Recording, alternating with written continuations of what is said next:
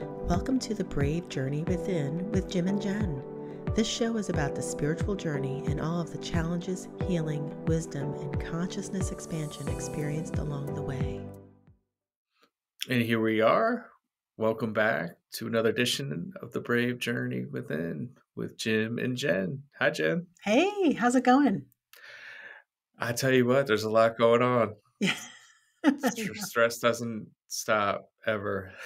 Yeah, same here. It's been a busy day. Yeah. Yeah. Kids are on spring break and not feeling well, and it's all happening. So much. I know there's a lot going on here. But it's that time of year, it's a time of year when spring season starts to kick in, and then there's sports and school and lots of work stuff. The days are getting longer, so you try to pack more in. It's Yeah. just that time of year, I guess. I hope it is improving. Well, that's a great segue into what our topic is today. Do you want to describe what our topic is? So, we're going to be talking about beliefs versus reality. And everything that goes along with that, because that's a tricky topic.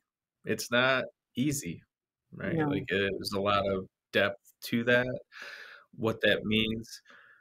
We cling to our beliefs very strongly sometimes, and our egos, we have our hooks, and it's not always easy to discern the truth. Uh, and I would say a lot of people aren't always looking for the truth, right? You want to be told something is good, and we stay in our comfort zone. yeah. We don't want to give an opinion that might offend or that we think might offend somebody, so we don't dive into it further. Well, and we also have our confirmation bias, where we feel comfortable with a certain idea about how things work or how things are working in our life. And then if something starts to upset the apple cart, we try to find things that help us feel comfortable again, things that are going to support our original idea. Because when we start shifting our paradigm or understanding a different way of seeing things, it can feel unstable. um, it's I've been really into this audiobook I've been listening to lately called Parallel Universes of Self. It's by Frederick Dodson. And wow, I mean, there are so many things I've already heard. I like the way he puts things, and he has some really practical exercises, but it just had me thinking about, what really is this reality? We don't even know.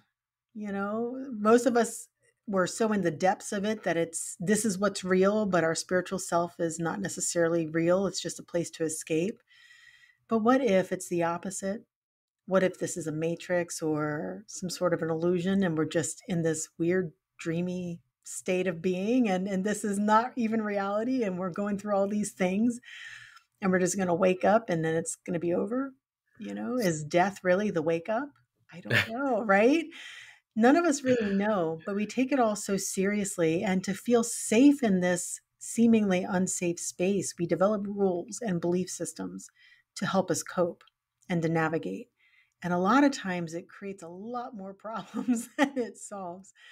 And but the hard part is trying to understand where you're not seeing it as um, openly as you possibly could. So they call that limiting beliefs. What are your limiting beliefs? Where are you limiting yourself, your growth, your potential, your experience?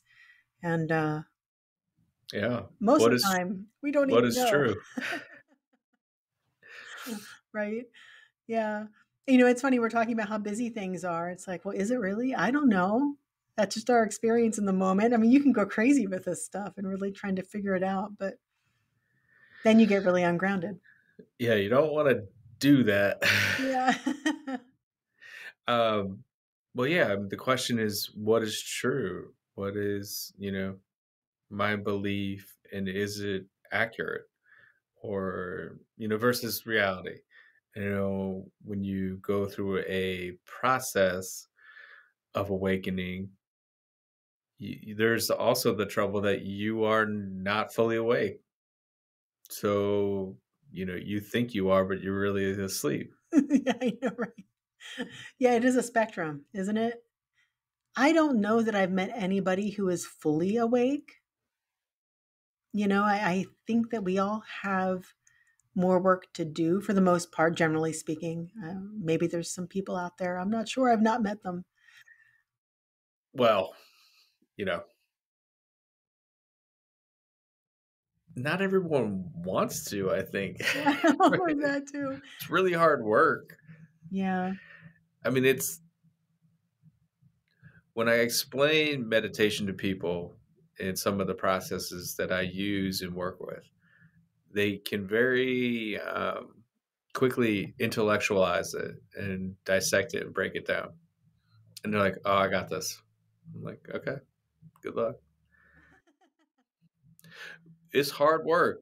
It's hard work to breathe and meditate and bring awareness to your life. It's not easy. So what is true? I don't know. It's constantly evolving for me. Yeah, me too. Me too. And in deeper and deeper levels, just when I think I've got things, I'm starting to figure it out and I've got that level, a whole new awareness comes where I'm like, oh, there's more. Okay, Yeah. I'll get it, you know. But it's so what I was actually in meditation about this, trying to understand my own process more deeply. And because there are things that I do logically get, I very much get it, but there's a deeper aspect of me that sometimes there's fear around, or it feels unstable, or there's a trauma that hasn't been healed, or something that's preventing me from fully embodying that idea or belief that I'm trying to embody. And it's just fascinating, the layers and the depths that can entail. And what they were trying to show me is, if to visualize it, I don't even know how I'm going to actually show this to you because I'm still a concept that I'm trying to understand more fully. But if, let's say this is like the average 3D person, right? We're in this world, we're of this world, we're worried about all the things of this world, right? And we don't give our spirituality too much understanding or even our belief sets, or we just don't even pay attention to it. We just think we're right. Mhm. And if this is, let's say, an ascended master, somebody who has it pretty much, but it's still unfolding because they're still here and they're still trying to figure it out in other ways, in more deeper ways. But let's say this is an ascended master. Very few people have ever gone from here to here in a blink of an eye. It's a process. It's a deeper and deeper evolving. It's a deeper and deeper understanding. And eventually you get here. And I think part of what keeps us so stuck is so many times we judge each other, um, especially in religious and spiritual communities. We get judged for when we are not at that ascended master level. And it makes it really hard to then face our egos because our egos don't want people to judge us. And so I also see that process as an ever unfolding taming of the ego, where you're healing and growing and expanding and understanding yourself more deeply.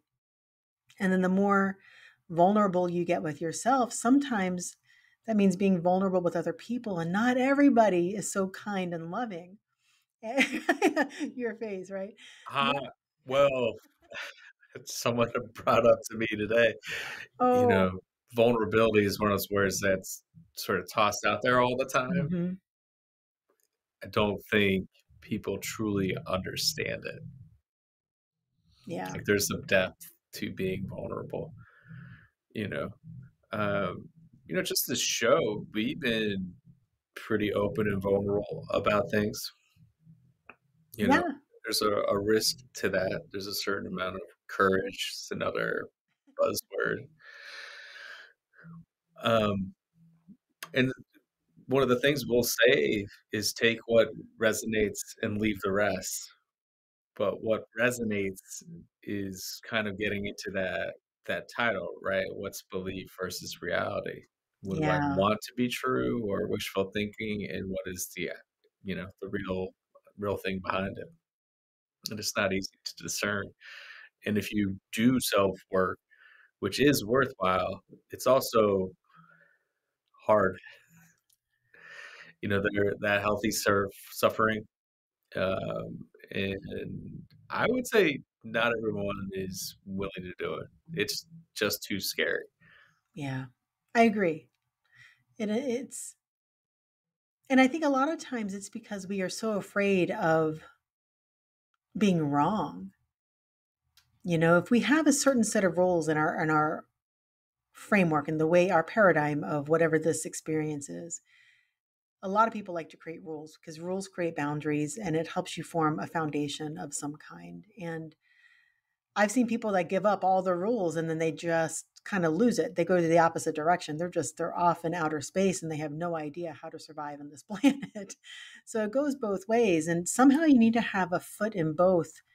And being able to navigate this reality in a grounded sort of way while also not necessarily playing by the rules of what we think this reality is about, so that we can create that alchemy that we, as spiritual seekers, are looking for in shifting our experience here and playing in this playground, right? Yeah.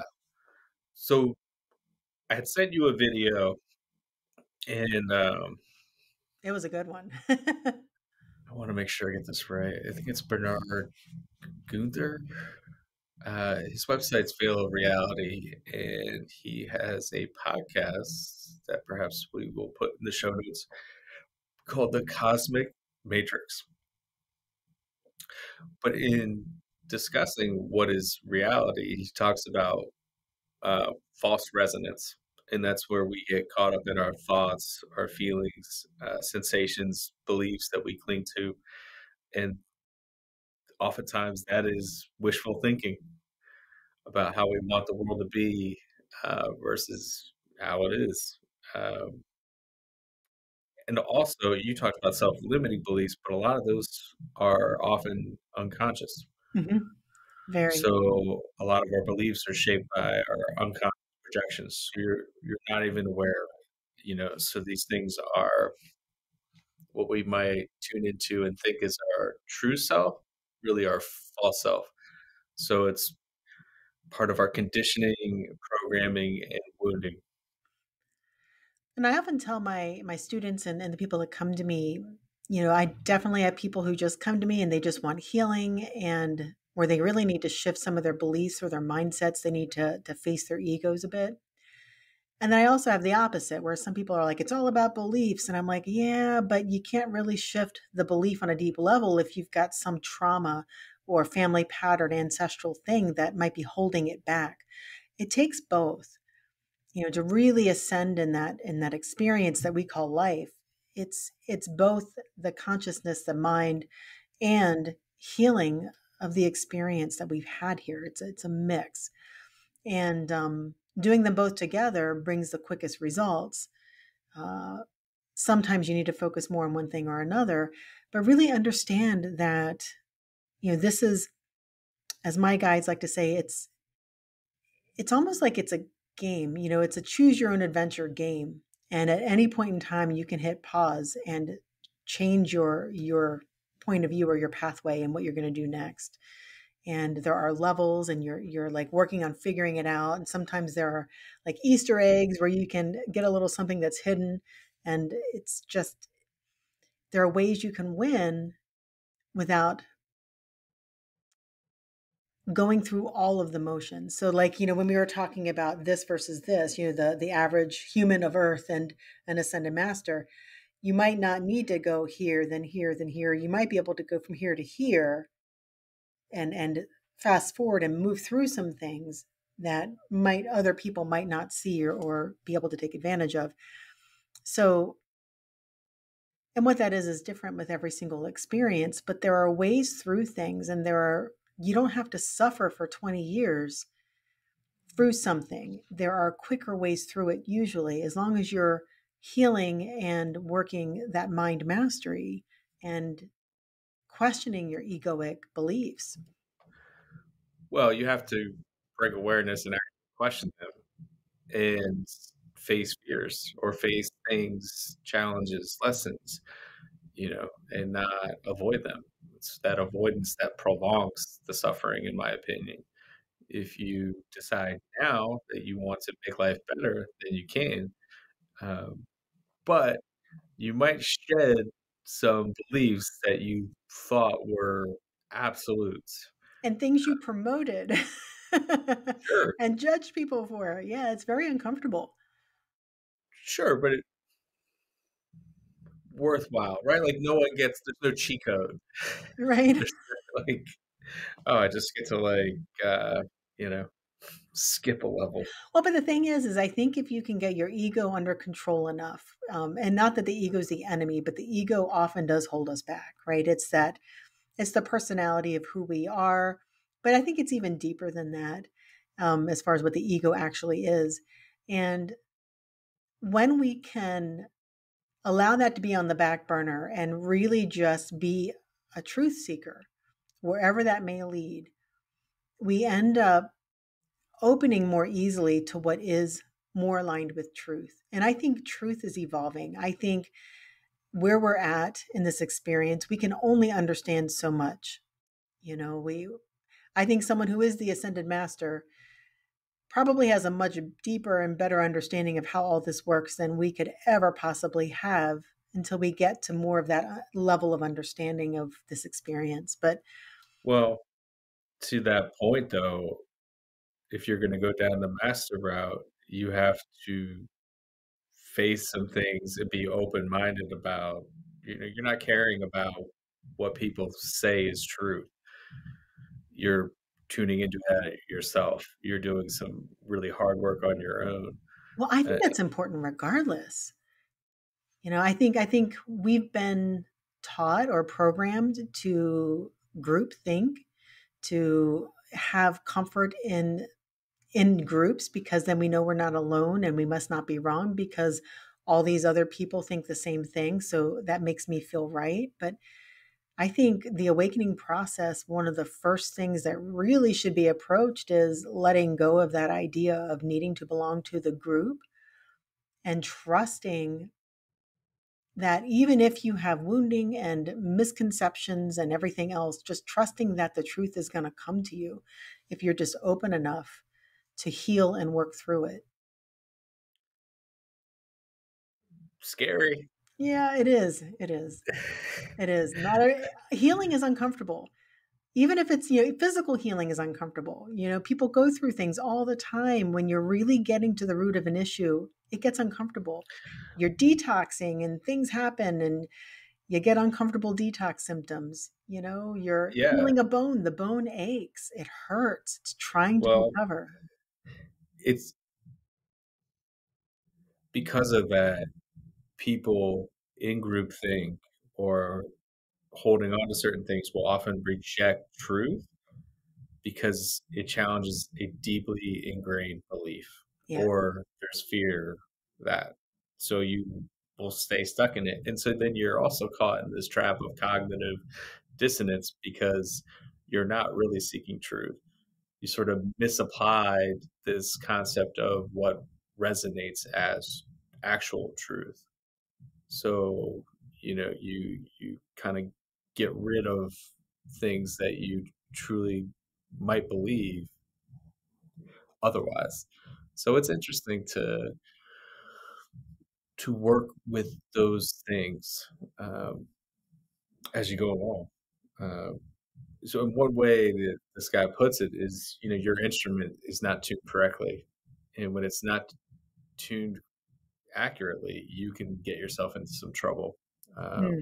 It takes a lot of courage to face these things introspectively. It takes a lot of psychological work, psychosocial work to dial things in, get them right.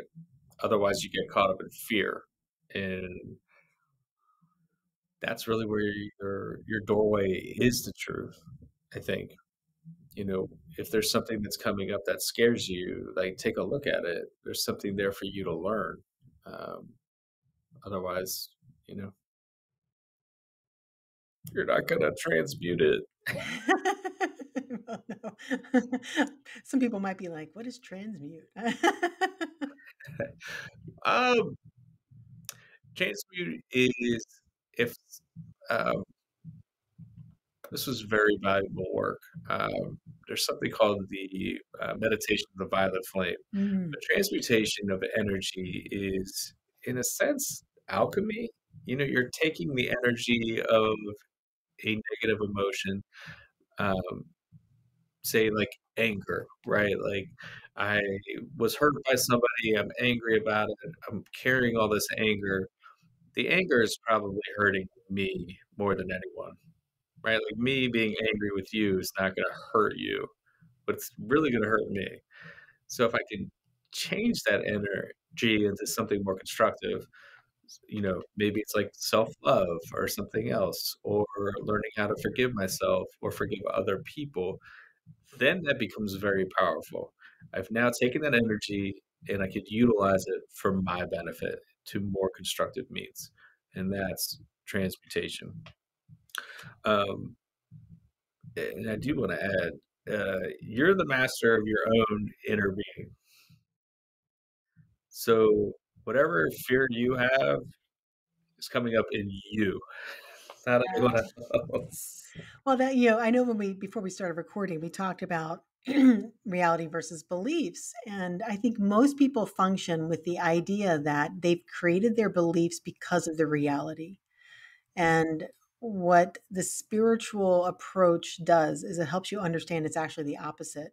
Reality comes forth based on your beliefs. Um, and I think it's a little bit more than just beliefs. There's wounding and things that help you create those distortions that we have about whatever truth actually is. But generally speaking, like if you think life is meant to be really hard, then that's pretty much going to be your experience. And it might have come from your parents and your grandparents. It might be an ancestral thing. There could be an ancestral curse going on in your family so that life is hard. But truly, life doesn't have to be hard. There might be an external reason to a degree, but also you came in as a soul agreeing to correct that ancestral energy or to take it on or to try to clear it in some way. And so we do have agreements like that where we come in and we do these things. So it's not always as simple as what is your belief, but I think it's a big part of what the experience is.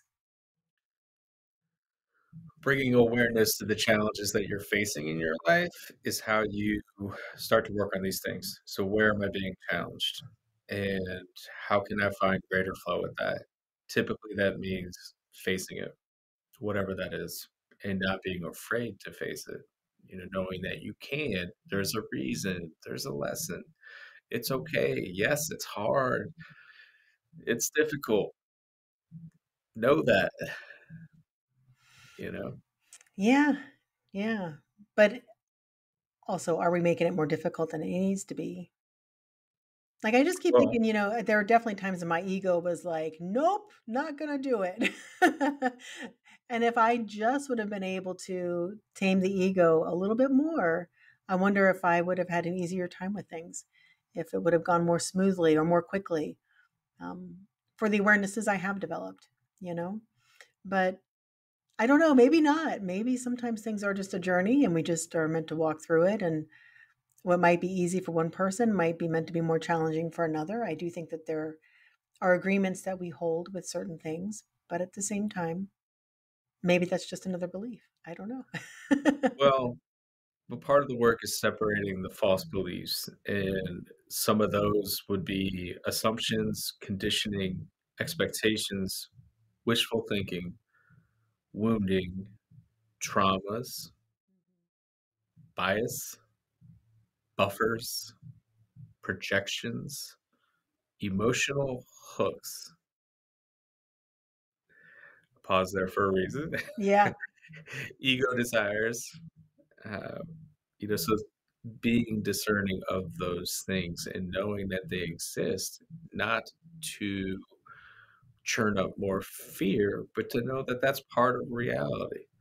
You know, we are constantly being manipulated and conditioned by forces unseen or, manipulated and propagandized to do all kinds of stuff. It's not to scare you, but you should be aware of it. Uh, Yes. I do credit you for forcing me to work on some interesting things here. Um, One other thing I do want to mention, because this is something that you brought up in soul growth one time, that lies to ourself are more harmful and harder to detect. They're way harder than detecting the lies that are on the outside of us, where it's like, oh, yeah, that's total BS. Yeah. But we lie to ourselves so good.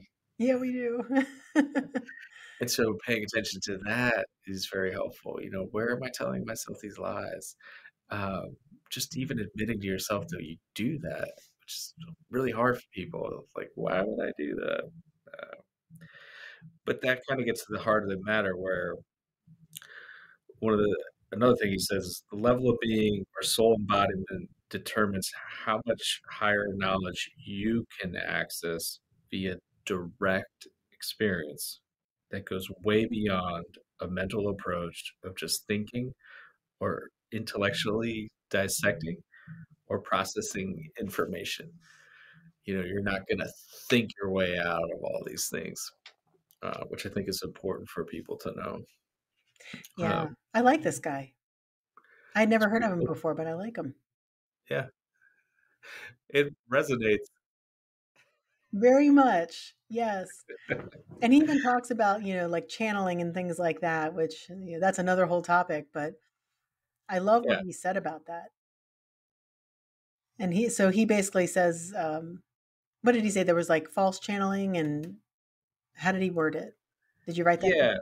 yeah, absolutely. No, I made a lot of notes on this. This is like a few-minute video. But I do want to point out, he's not demonizing the mind or anything like that. Like, you need to think critically on things. It's not a bad thing. You just can't think your way through everything or rely on that. And I want to add to that too. A lot of people think that their emotions or their feelings are always the answers. And I would say that's actually not true. A lot of times our feelings are just, they're a symptom of our beliefs or our mindset. And we think or feel something based on beliefs. And so the deeper you can go into your belief around something or your thoughts behind an emotion, the more you can understand why you're actually having an emotion. And my guides have said, a wounded heart makes for a crappy GPS. And a lot of people follow their heart or they follow their emotions around something. So if someone's making them angry, they feel they're being, whatever, a victim of something that made them angry. And well, maybe that's not even the truth of the matter. And so instead of always trusting your egoic emotions, going deeper into the sense and the wisdom of what's happening. And again, that, just like you said, that's not analytical, that's experiential. Yeah. Well, curious your thoughts on this. Um, well, I should clarify. The mind is important. You need critical thinking, but you don't want it to be your master. You want it to be your servant. So it's a tool.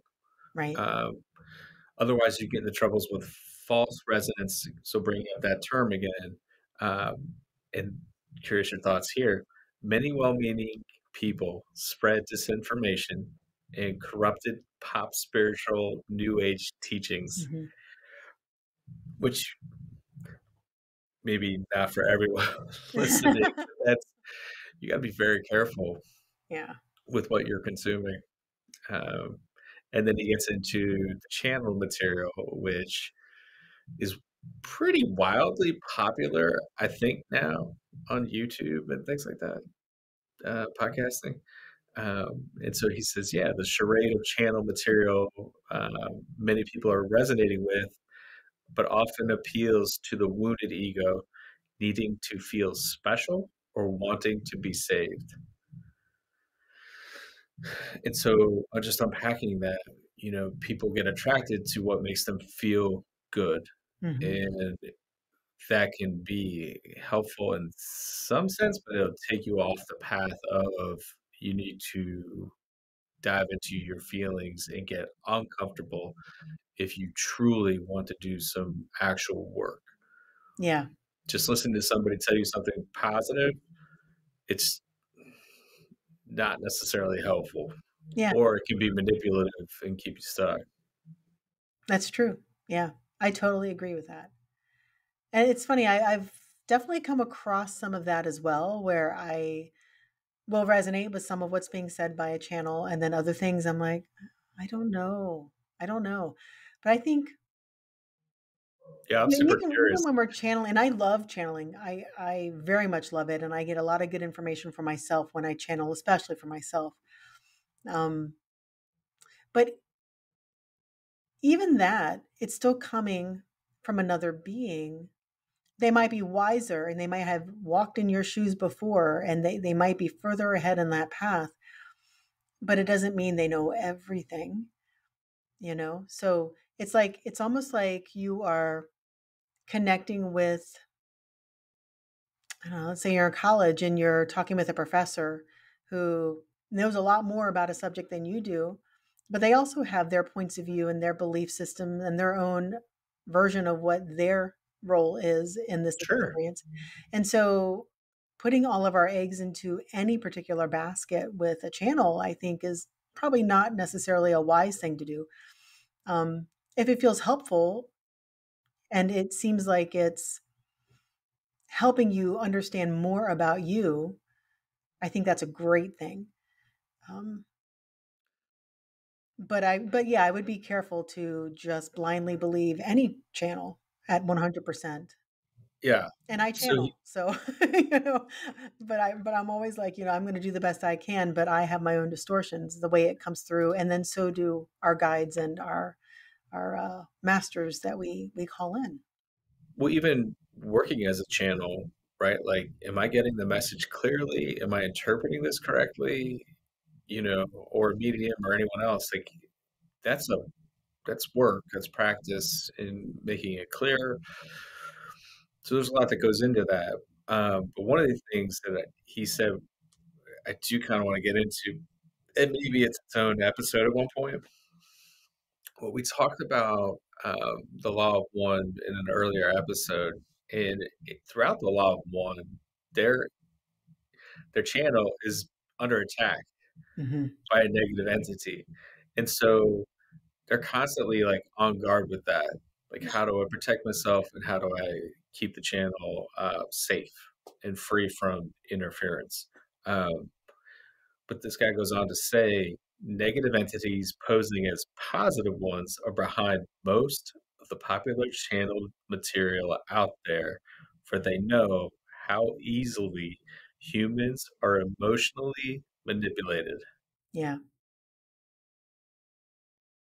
These hyperdimensional shapeshifters target false resonance in the truth seeker or the contactee. So, people are contacted for abductions and things like that. And it forms the basics of occult matrix mind control. yeah, So I thought that was pretty wild. I haven't quite heard someone articulate that in that way before. So that was interesting. It made me think, you know, there's some things that I really like that I enjoy from certain channelers, but how much of that is coming through correctly versus not? So it poses an interesting question. Um, I also want to be clear about this too, because he makes a point of it, but good disinformation is most often lies mixed with truth.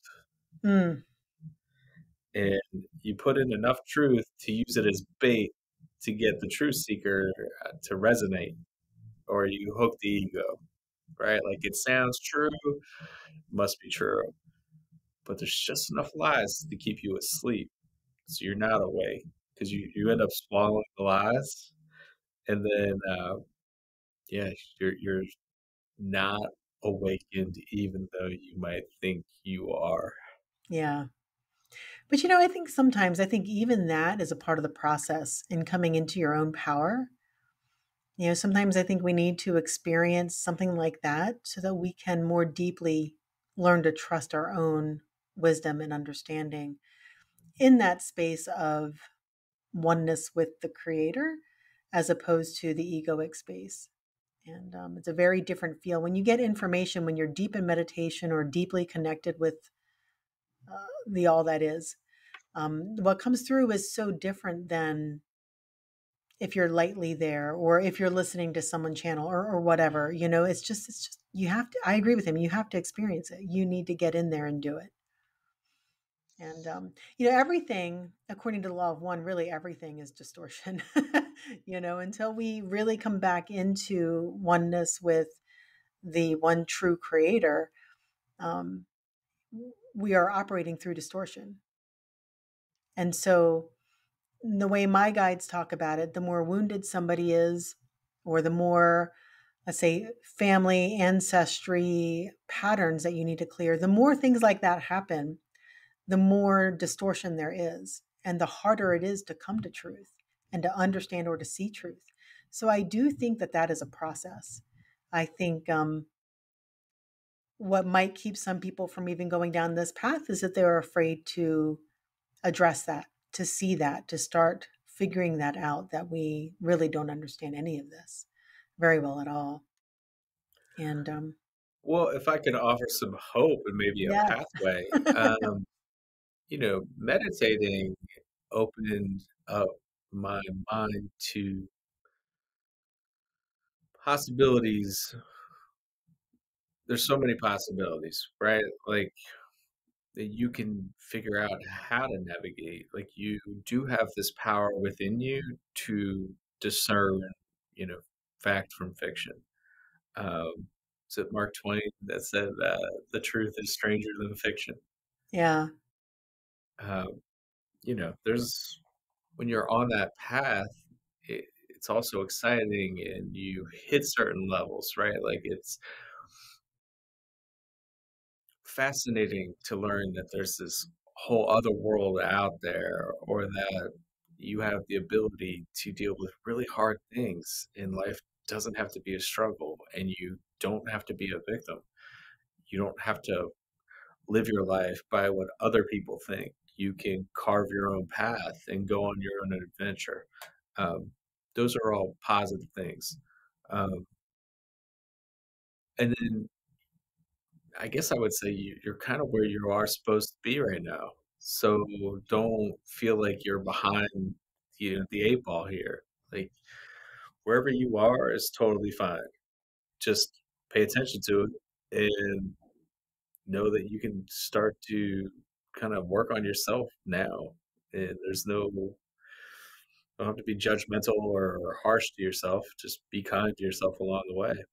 And if you get duped or if I get duped, like, okay, it happened, right? Like probably is gonna happen. Sure has happened already. right. I know. Yes. So Yeah. it is an ongoing process, and have fun with it too. Like it's not supposed to be this miserable thing. I totally agree. Um, what else is there? Anything else that we missed? We cling to our ego identity, right, and our worldview. Oh, Uh, yes, we do. That's it's not probably, easy yeah. when someone challenges, your beliefs or your dogma or people that you look up to.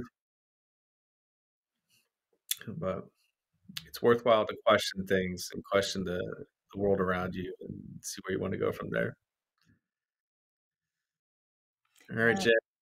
Well, what would you, so if someone is trying to awaken, or even if they've already started awakening and they're in this process, what are some things that you think people should look at within themselves to question or to help them be even more in alignment with being the truth seeker instead of the bias protector?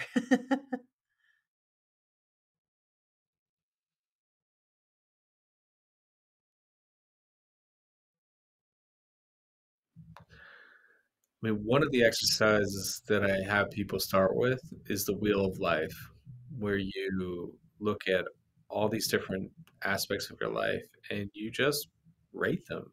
You know, where are things going well and where are things needing improvement? It's just a simple self assessment, but you're starting to bring awareness to things that you may not always bring awareness to. Like, what are the quality of my relationships with people, with friends, with work, with my partner, um, with myself?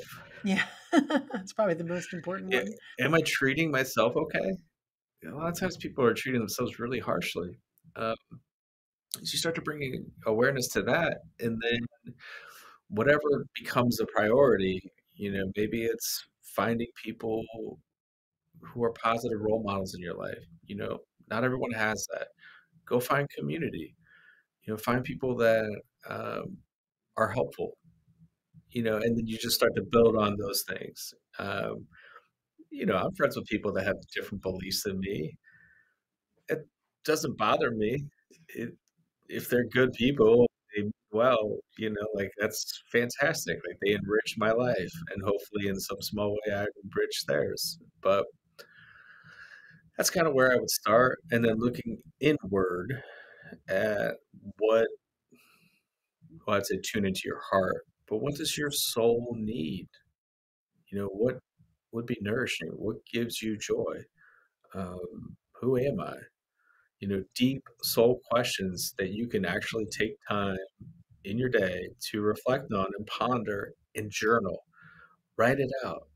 Um, I was reading somewhere the other day that a guy has a 6 foot whiteboard and he writes all his ideas on it. Wow. And he was like, it's just so liberating. I get the ideas, I write them out, and then it just frees up all this like short term memory, right? Like this RAM in my brain. Um, but things like that, like okay, like what is interesting on that board that you might want to try? Give it a shot, see what happens. Like who knows? You might find something that ignites passion in your life. Um, So those are a few things, but you have to ask yourself the question. I would say a lot of times where people might come to me is they've been living their life that other people told them to live, whether they know it or not, whether it was like directly said to them, like you have to be a doctor and you didn't want to be a doctor, but that's what was implied. And so you did it, and now you're a doctor and you don't like it. Yeah. So a lot of times people are living the life that someone else wanted them to live.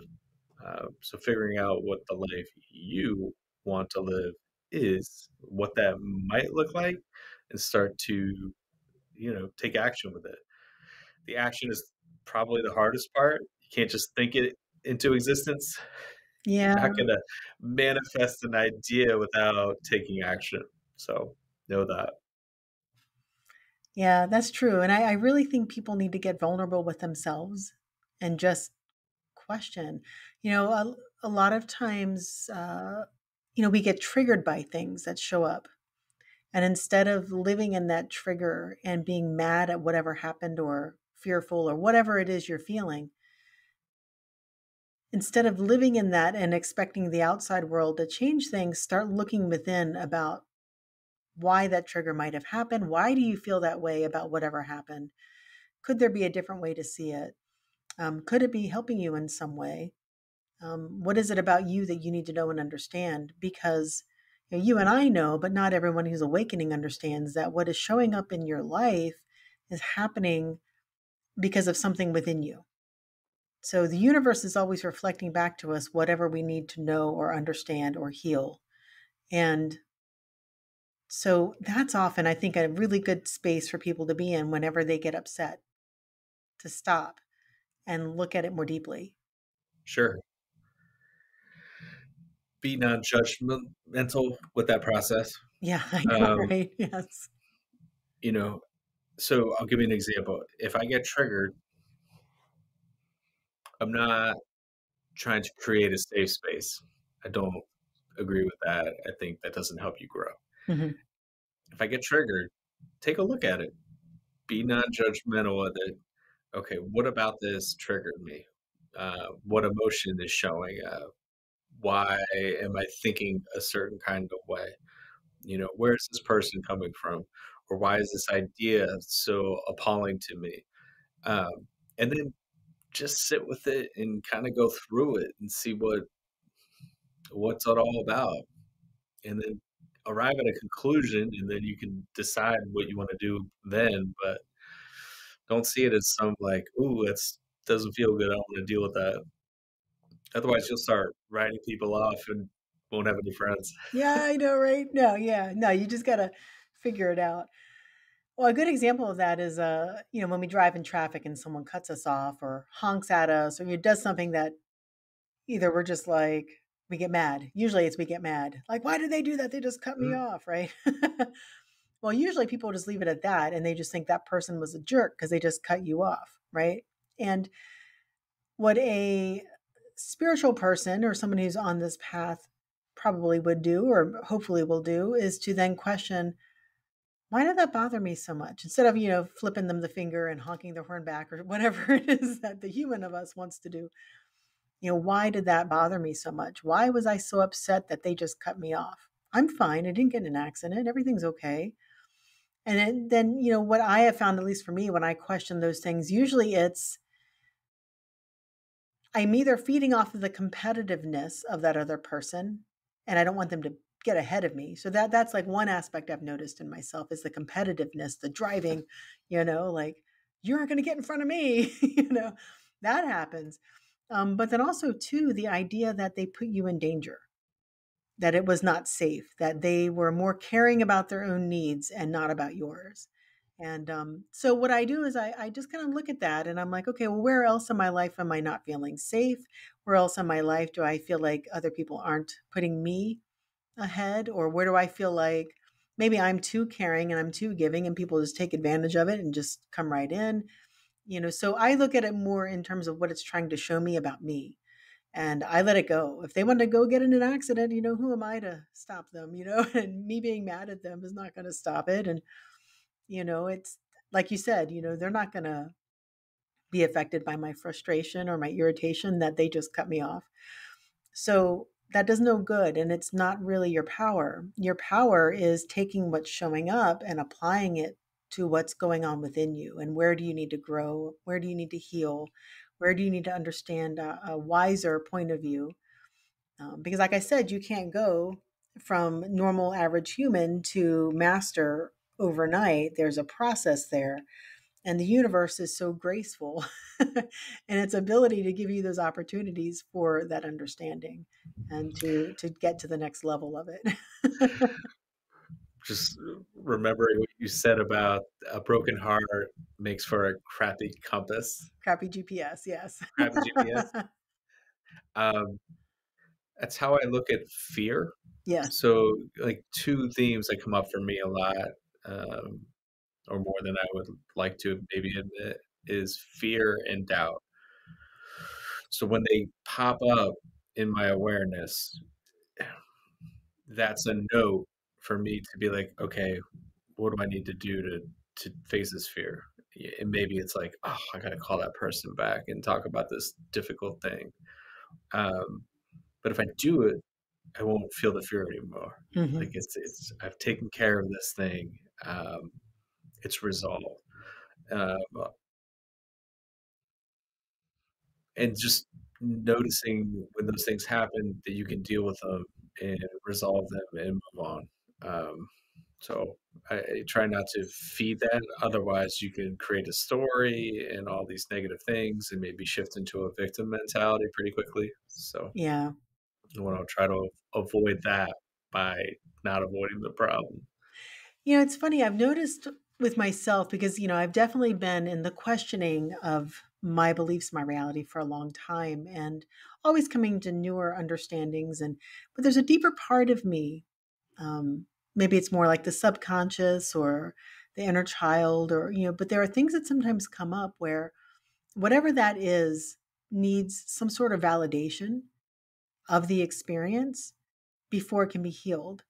So there's like this, that's why I'm saying healing is so important, being able to understand what's going on deeply, because as much as I might logically understand something sometimes, I will not be able to really fully integrate it until that thing is dealt with, that it's healed or it's cleared or it's managed or dealt with. Um, Even just sometimes just acknowledging that a thing happened that made me feel like I was in a victim state, right? So someone's cutting you off and it's like, wow, that really did scare me. Oh, I honor that I just felt that fear. I honor that. Okay, but now how do I heal that? Why is that why is that a thing? Why am I experiencing this? Why am I creating this experience? Because we are creating our own experiences. But it's just not always easy to figure out what those things are that are creating more and more distortion. Sometimes it's hard to come to. And but I think that creates a lot of frustration in the spiritual experience. And you ask 100 different people what the issue is, you're going to get 100 different answers. Yeah, which is why you gotta go inward, and that's sort of direct access, right? Like, you're Yeah. tuning into you, and from a very pure soul awareness, right? Like your true self, it's not going to lie to you if it's tuned in correctly. Yeah. I think that there's a lot of truth with that. But I've also seen some people so, I'm just, for lack of a better way of putting it, just so full of distortion. And I don't mean that disrespectfully, but just energetically, let's say when there's a trauma, it creates like a weird fractal. I don't know how else to describe it, but if you have a perfect crystal and you're shining the light through, you get perfect, beautiful light coming through. You get a rainbow, right? But let's say that that has like an occlusion or it's some sort of a weird crack or something. Well, everything gets all distorted. Right. I see trauma that way as well. And, or also when, like, if the family line is cursed, a lot of people got cursed many years ago. And it comes down through the family line. It's not, I've met a lot of people who say, well, you can only be cursed if you believe in curses. Well, but unfortunately, it's in the family line. How do you explain that? Well, I don't know. I think these things are very real. And I think that those who come into family lines who have curses are coming in to experience that for some reason, maybe even just to heal it. I'm not sure, but it does happen. And so it's in trying to understand this whole scheme of things.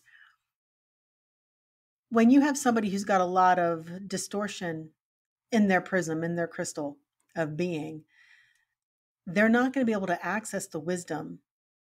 They're going to be accessing hurt and fear and anger and frustration. They're going to be accessing a very massive distortion. Does that make sense? But at the same time, the journey is finding their way in and finding their way to heal that.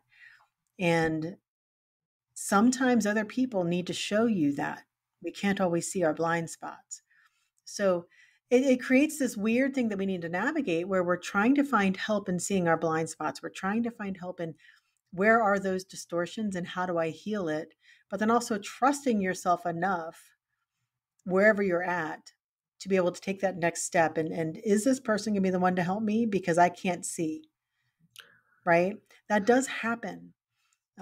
So I want to make it clear that, while the power truly is within, sometimes we have a hard time finding our power and trusting it because it is so distorted. Well, I think what you're saying is you're not necessarily just going to do this by yourself. Right. So, I mean, I don't really talk about ascended masters, but like they have a guru disciple relationship, Hmm. or you have a teacher.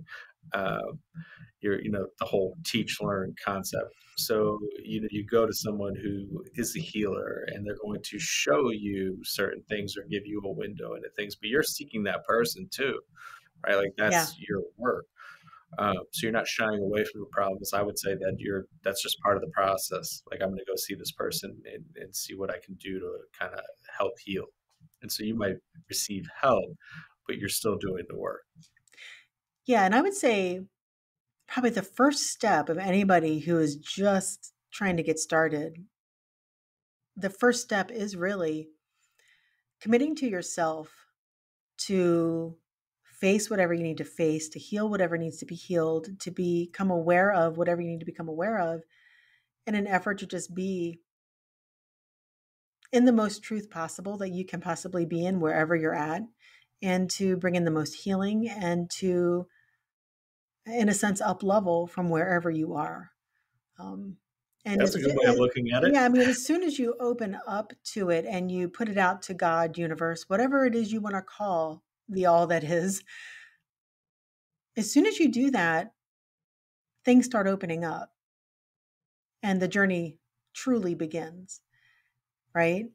So, Well, I absolutely believe that because that's what my experience is. yeah, But but it doesn't mean it's easy. It just means, no, okay, now the real purpose has begun.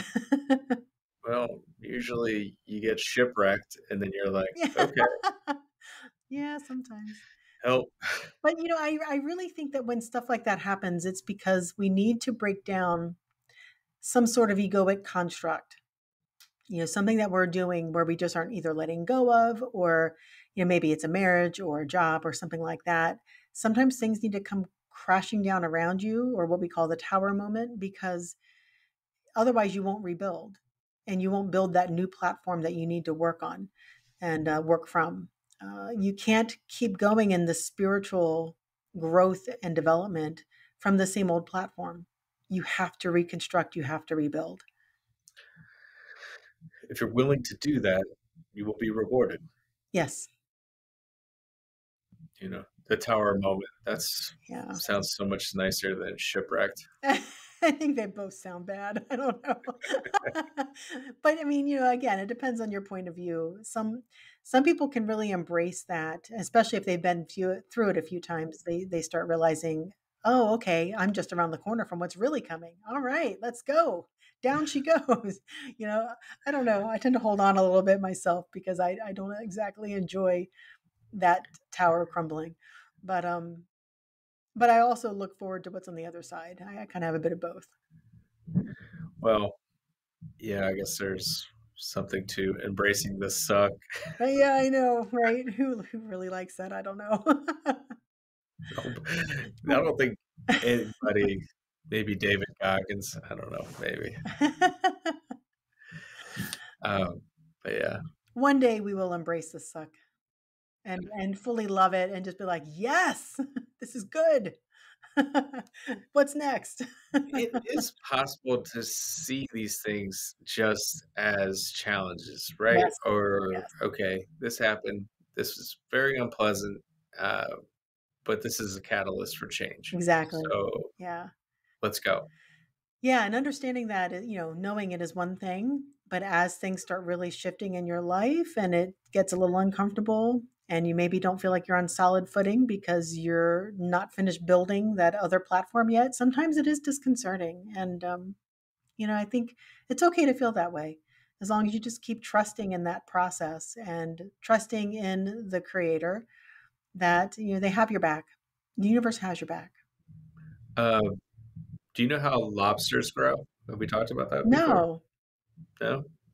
So, the lobster has the hard shell, the exoskeleton, and when it grows, the soft body inside comes up against the hard shell and it starts to get stressed because it's uncomfortable. And so when it gets to that point, the lobster will go swim under a rock where it's, safe enough from predatory fish to somehow emold the shell, the hard shell, and get Wow. rid of it. And then it'll regrow a hard shell that's bigger that allows for more room to grow. Um, and then it'll repeat that process for decades, right? Like lobsters Yeah. can live really long time. Like if you've ever seen a really old lobster, it's huge. So the joke is that if lobsters had psychiatrists, they would never grow. So because the stimulus for growth is feeling uncomfortable. Yep. So There you go. That's how lobsters grow. Oh, but it does get easier over time. Like after you've been through it a few times, you really do start to feel like, oh, here it is. Okay. It's definitely easier than that first that first tower moment, that first Well, you show. also have confidence once you've been through a few things that Yeah. they happen. Life Yeah. is filled with things, traumas, tragedies, catastrophes. They're going to happen. So, How you you know, respond is the whole point. that's true. There you go. Very mindful, Jen. Thank you, Jim. Well, I love this conversation. I'm so glad we did this. Absolutely.